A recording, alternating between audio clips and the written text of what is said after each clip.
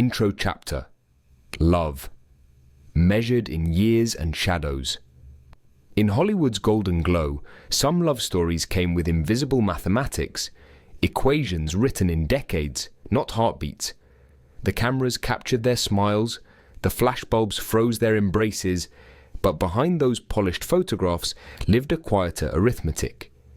Age gaps in Hollywood weren't just numbers on birth certificates. They were entire lifetimes that existed in the space between two souls trying to find the same rhythm.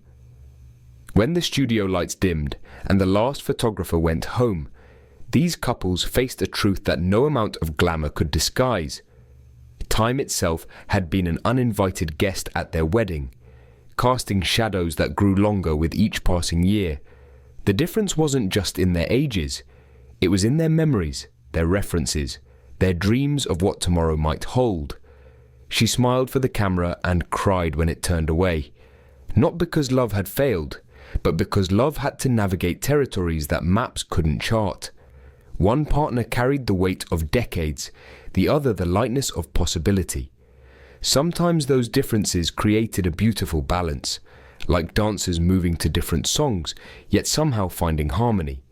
Other times, they created a chasm that no amount of affection could bridge. The studios painted these marriages as fairy tales, but fairy tales don't account for the morning when one spouse wakes up feeling 17 while the other feels 70.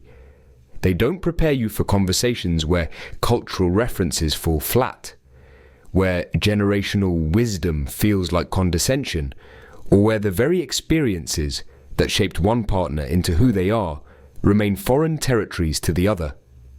These were the marriages where love learned to live alongside time, sometimes gracefully, sometimes desperately.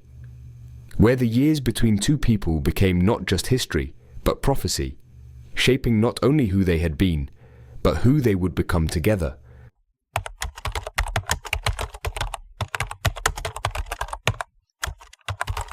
When Charlie Chaplin, at 54, took 18-year-old Oona O'Neill as his bride, the world whispered of scandal. But perhaps what they witnessed was something more complex. The collision of spring with winter, each season trying to teach the other its secrets. Oona was barely stepping out of childhood when she stepped into Chaplin's world, a universe already thick with history, scandals, and the accumulated weight of decades lived in the public eye. She was the daughter of playwright Eugene O'Neill, raised in the refined shadows of American literary aristocracy, her youth untouched by the rough theatre halls and music halls that had forged Chaplin's genius. The 36-year age gap wasn't just a number, it was a chasm between centuries of experience. Chaplin had already lived through the birth of cinema, had already become a legend, had already loved and lost and learned the bitter lessons that only time can teach. Oona arrived at his door carrying nothing but potential, unmarked pages waiting to be written, dreams that hadn't yet learned disappointment. To the outside world, their marriage appeared to be a transaction, his fame and security exchanged for her youth and beauty. But the photographs tell a different story, one written in the spaces between public appearances. There's Chaplin, the master of physical comedy, learning to move at the pace of a young woman discovering herself. There's Oona, adapting her natural grace to match the rhythm of a man whose best years, by conventional wisdom, lay behind him. She became the mother of 8 children, each birth tethering her more deeply to a life she had chosen before fully understanding what choice meant. The role made her famous. It also broke her, not suddenly but slowly, like the gradual wearing away of stone by water. Each child represented not just love, but another year when her own dreams were deferred to accommodate the needs of Chaplin's established world. Their friends often remarked on how devoted they seemed, how Oona never appeared to regret her choice. But devotion and contentment are different things entirely. She wore happiness like a perfectly fitted dress, beautiful, appropriate, but chosen by someone else's hand. The audience believed the kiss, But had she ever been given the chance to discover what love might feel like with someone who shared her generation's music, her generation's hopes? Chaplin, for his part, seemed rejuvenated by her presence. The man who had grown cynical about humanity found in Oona a reminder of innocence, of possibility. Yet there's a melancholy undertone to their late photographs. Not the sadness of a failed marriage, but the wistfulness of a man who knows he has asked someone to sacrifice their spring for his autumn. No one dared ask. She never told, until it was too late. The question that hung in the air around them, unspoken but persistent. What might Oona O'Neill have become if she had been allowed to become it in her own time, at her own pace, with someone who was discovering adulthood alongside her rather than remembering it from decades past? Their marriage lasted until Chaplin's death, a testament not to the absence of sacrifice, but to Oona's graceful acceptance of it. In the end, perhaps that's the most complex truth of all. Love can endure across any gap, even the gap between who we are and who we might have been.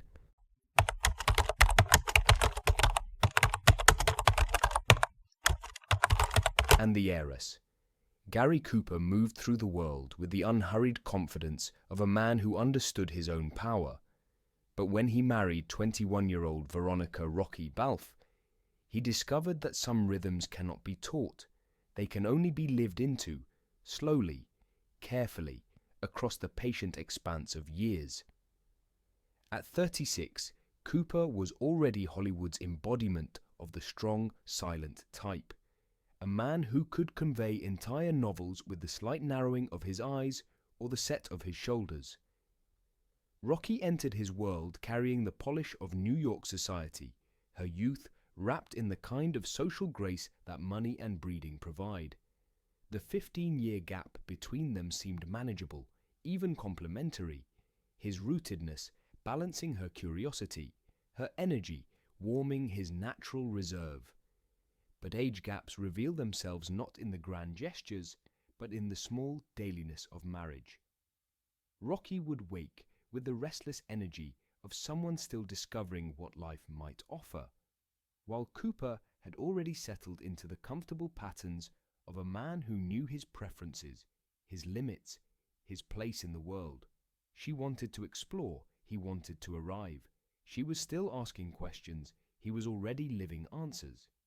The Hollywood social circuit embraced them as a golden couple, his rugged authenticity paired with her sophisticated charm. They clapped when she entered the room, but no one noticed when she left, slipping away early from parties where she found herself always adapting to conversations that moved at Cooper's measured pace, always translating her enthusiasm into terms that wouldn't exhaust his carefully conserved energy. Rocky threw herself into the role of Cooper's wife with the determined grace of someone who understood that love sometimes requires becoming a slightly different version of yourself. She learned to appreciate the quiet pleasures he preferred, long walks instead of dancing, intimate dinners instead of glamorous parties, the company of a few close friends instead of the glittering crowds that energized her younger spirit. Cooper, sensing her accommodations, tried in his gentle way to meet her halfway. He escorted her to the social events that mattered to her, stood patiently through conversations about art and literature that engaged her restless mind. But there was always a quality of careful performance in these moments, as if both of them were acting in a play about a marriage rather than simply living one. Their daughter Maria became a bridge between their different paces, a shared project that allowed Rocky's nurturing energy and Cooper's steady protection to blend into something that belonged to both of them.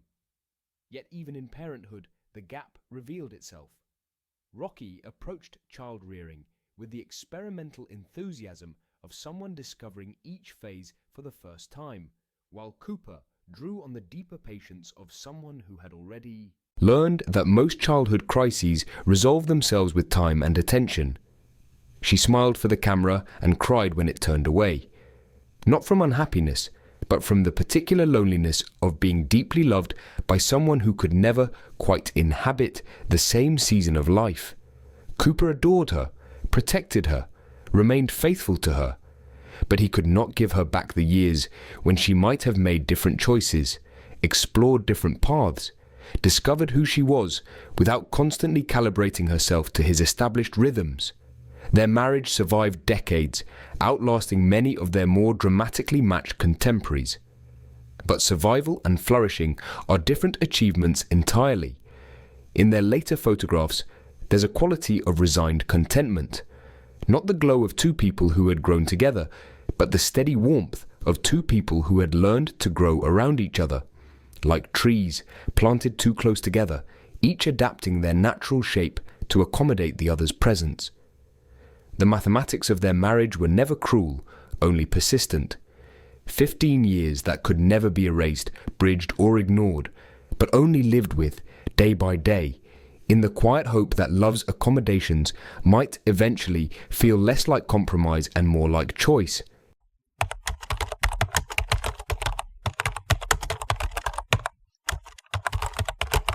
When Bing Crosby married Kathryn Grant in 1957, he was 54 and she was 24, a gap of 30 years that might have been measured not just in time, but in entire lifetimes of accumulated habit, assumption, and unexamined ways of moving through the world.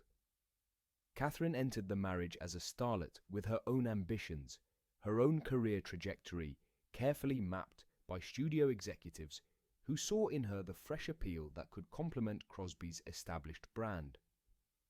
But marriage to Bing meant stepping into a household already shaped by decades of masculine routine, where the rhythms of daily life had long been established and the very architecture seemed to echo with the voices of previous decades.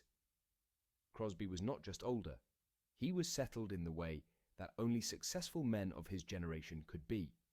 His preferences weren't negotiable because they had never needed to be. He had earned the right to live exactly as he chose, surrounded by the comforts and routines that supported his legendary career.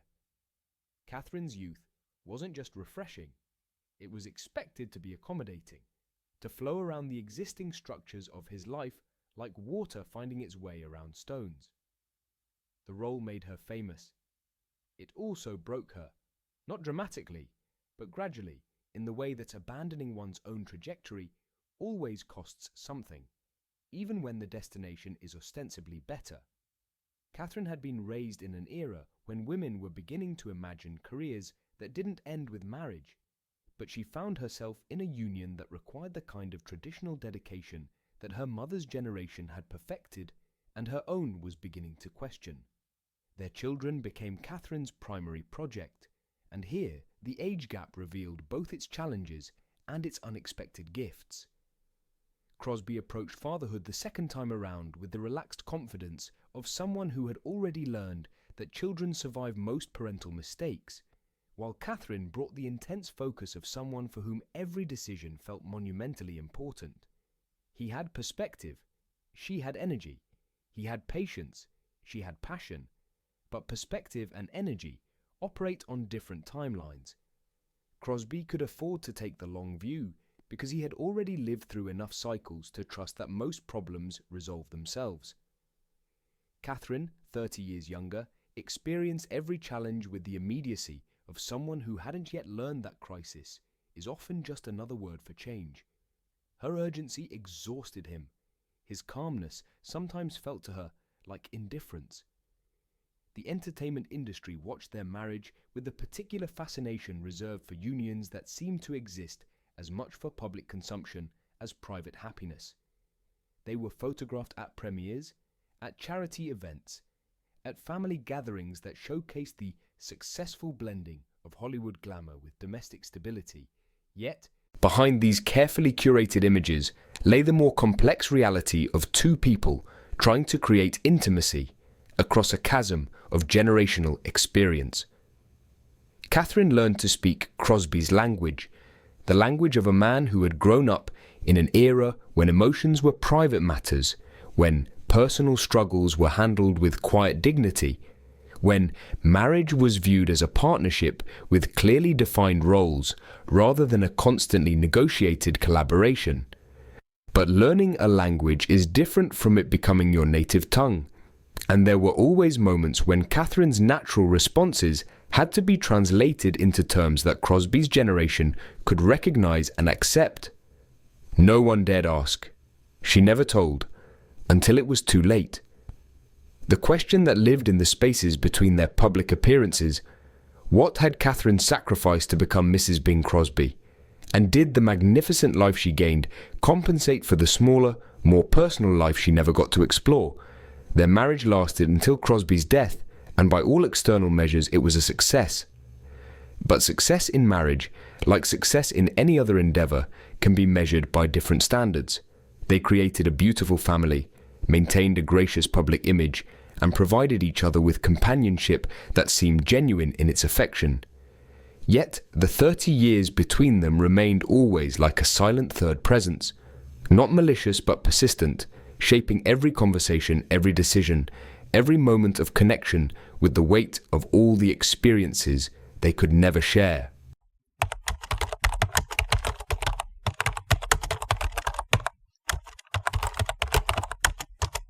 Clark Gable was 49 when he married Sylvia Ashley, a woman 16 years his junior, who had already lived enough lives for several people. Widow to Douglas Fairbanks Sr., socialite, beauty, survivor of her own complicated romantic history, yet still young enough to believe that the right marriage might rewrite all previous chapters. Their union was brief and brilliant, like a match struck in a dark room, illuminating for a moment the possibility of connection before guttering out, leaving both parties surprised by how quickly the light had failed. The age gap was only part of the mathematics that doomed them.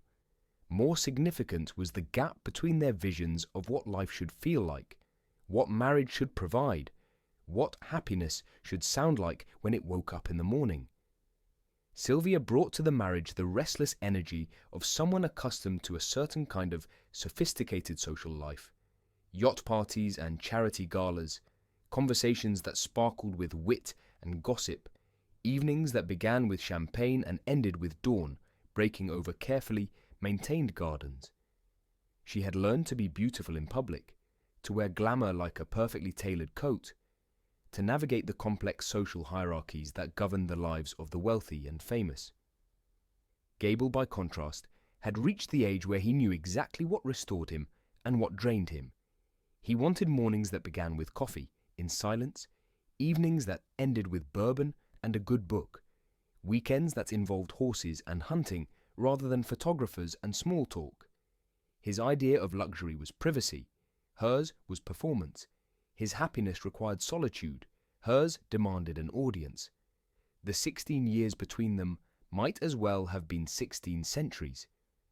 They had been shaped by different assumptions about what successful people owed to the world, different ideas about whether fame was a gift to be shared or a burden to be managed. Gable had earned the right to be selective about his public appearances. Sylvia still moved through the world, as if every gathering might contain the key to the next phase of her life. He wore tuxedos on screen. In real life, he wore guilt. The guilt of a man who had married someone whose happiness required more energy than he had left to give. Sylvia's youth wasn't just chronological, it was spiritual, emotional, social. She still believed that the right party, the right conversation, the right photograph might transform everything. Gable had already learned that transformation comes from subtraction, not addition, from discovering what you can live without, not from accumulating more of what you think you want. Their divorce was as swift as their courtship, but the failure wasn't dramatic. It was simply the inevitable result of two people discovering that they had fundamentally different answers to the question of how life should be lived. The ways newspapers wrote about incompatibility, but the real issue was more specific. They were incompatible with each other's relationship to time itself. Sylvia was still in the phase of life where every experience felt potentially significant. where social connections seemed to promise endless possibility, where the future stretched ahead like an unwritten script full of potential. Gable had reached the phase where he knew which experiences actually mattered, where solitude felt more valuable than most company, where the future looked less like opportunity and more like the chance to enjoy what he had already earned. The audience believed the kiss, but he'd already fallen out of love, not with her, but with the version of himself that her happiness required him to be. Sylvia needed a husband who could match her social energy, who still found excitement in the glittering round of events that defined Hollywood's elite social calendar. Gable needed a wife who understood that his greatest luxury was the freedom to say no to everything that didn't serve his increasingly clear sense of what mattered. Their brief marriage became a cautionary tale, but perhaps not the one that observers assumed.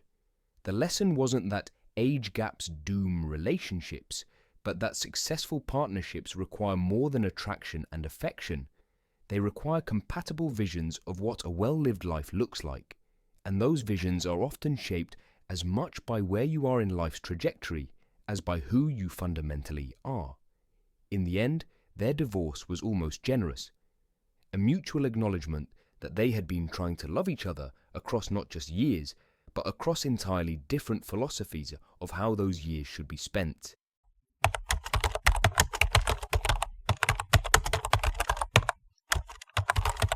When Errol Flynn married 21-year-old Patrice Wymore in 1950, he was 41 and already living on borrowed time.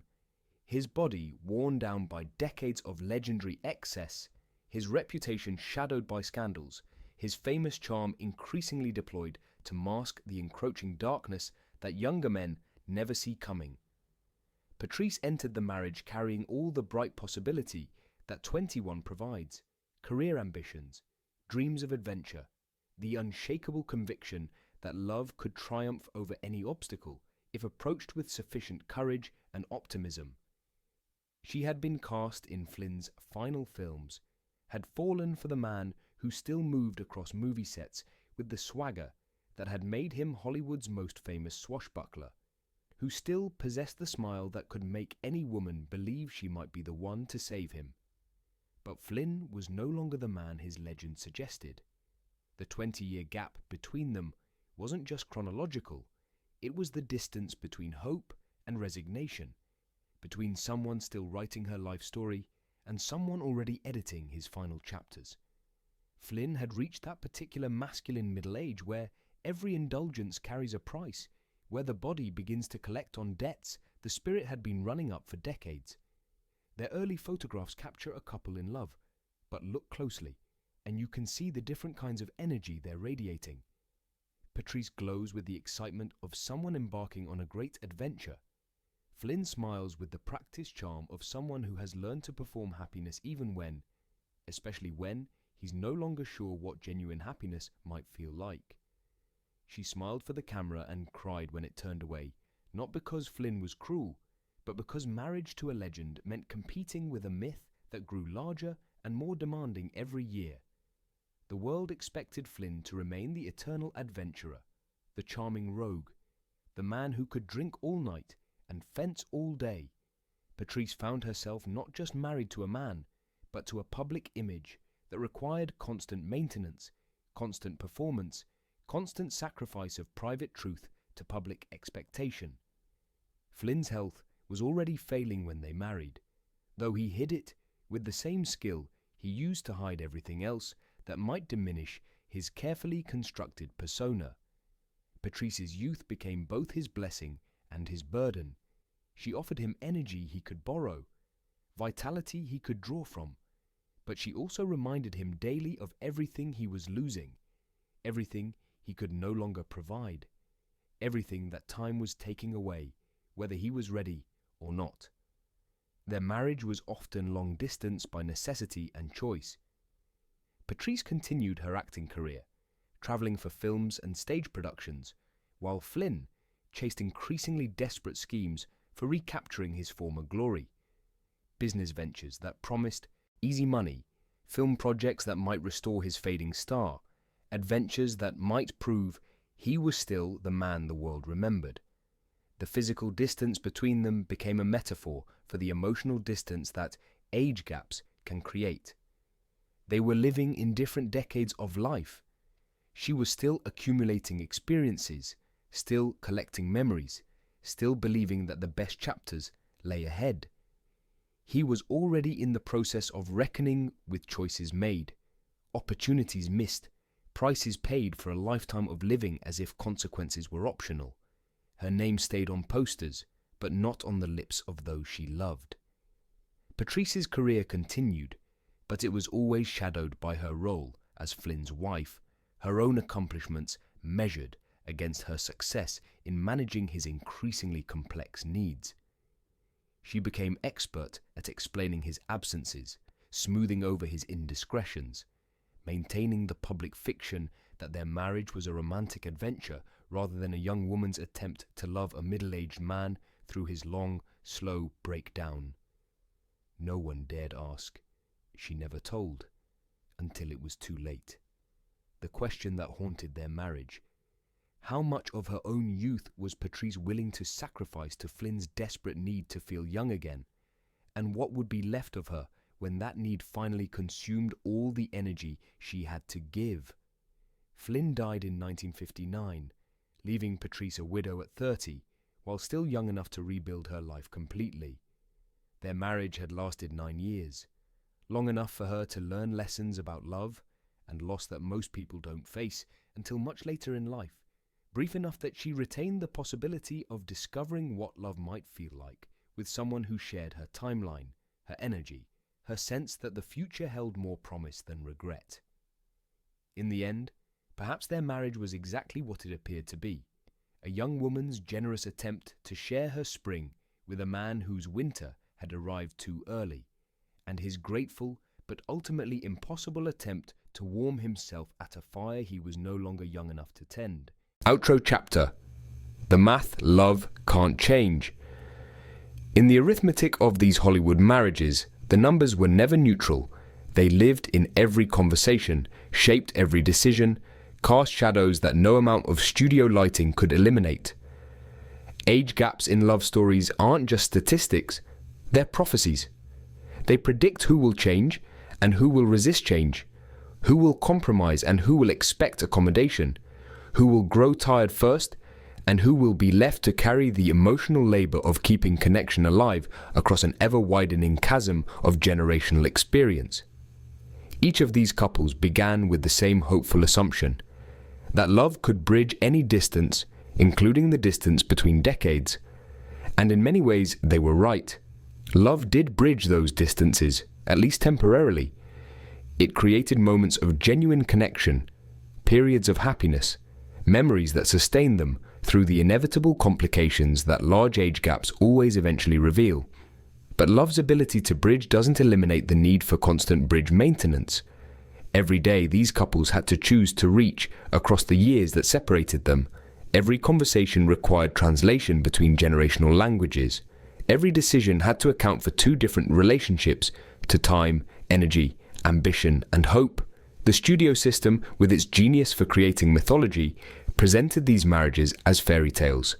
Proof that, when you find the right person, practical considerations become irrelevant. The photographers captured moments of apparent perfect harmony, glamorous couples at premieres, tender family scenes, celebrations that seemed to demonstrate love's triumph over all obstacles. But fairy tales don't prepare you for the morning when one spouse wakes up feeling energized and ready to conquer the world, while the other wakes up grateful simply to feel rested. They don't account for the evening when one partner wants to go dancing and the other wants to go to bed, when one craves adventure and the other has had enough adventures to last several lifetimes. The women in these marriages, Oona, Rocky, Kathryn, Sylvia, Patrice, each made the calculation that love was worth the sacrifice of synchronicity. They adapted their natural rhythms to match their older husbands' established patterns. They learned to translate their youthful enthusiasms into languages that men of previous generations could understand and appreciate. They became fluent in compromise, expert in accommodation, graceful in the art of making their own adjustments invisible. The men, Chaplin, Cooper, Crosby, Gable, Flynn, each discovered that marrying someone decades younger brought unexpected responsibilities along with obvious pleasures. They had to become mentors as well as husbands, guides as well as partners. They had to learn to see their established preferences not as earned rights, but as starting points for negotiation. They had to find ways to honor their younger wives' need for growth and exploration while managing their own increasing desire for stability and peace. Some of these marriages lasted until death, others ended in divorce. But duration isn't the only measure of success, and failure isn't always dramatic. Sometimes the most profound failures are quiet ones, marriages that technically work but require one or both partners to gradually abandon essential aspects of themselves in order to maintain the illusion of compatibility. The mathematics of age gaps are unforgiving in their consistency. 15 years apart means one partner will always be navigating adolescence while the other manages middle age, will always be discovering career ambitions while the other is considering retirement, will always be learning hard lessons while the other is applying wisdom gained from mistakes the younger partner hasn't had time to make yet. Yet within those constraints, these couples found moments of genuine connection, periods of authentic happiness, glimpses of what love might accomplish when approached with sufficient courage and creativity. Their marriages weren't failures simply because they were difficult. They were complex human experiments in bridging unbridgeable distances through the sustained application of affection, respect, and hope. Perhaps the most honest thing we can say about these relationships is that they succeeded and failed simultaneously. Succeeded in creating love, family, and partnership across seemingly impossible odds, but failed to eliminate the cost that such bridge building always requires. The question isn't whether these marriages were right or wrong, but whether the people in them found ways to honor both love's possibilities and its limitations. In Hollywood's golden age, the camera always stopped rolling eventually. The photographers went home, and these couples were left alone with the simple, complex task of loving each other across the years that separated them. Some days, that love felt like the most natural thing in the world. Other days, it felt like the most impossible mathematics ever attempted. And perhaps that's the most human truth of all, that love is always, ultimately, an impossible mathematics, an attempt to make two separate lives add up to something greater than their individual sum, regardless of the numbers involved. The age gaps in these marriages simply made visible the calculations that every partnership requires, the adjustments that every lasting love must learn to make, the quiet heroism required to choose connection over and over again, despite all the reasons why separation might be easier. In the end, they loved as best they knew how, across distances that couldn't be measured in years alone, leaving behind photographs that capture not just their glamour, but their courage, the particular bravery required to reach for someone whose hand exists in an entirely different season of life, and to hold on despite everything that mathematics suggests about the wisdom of letting go.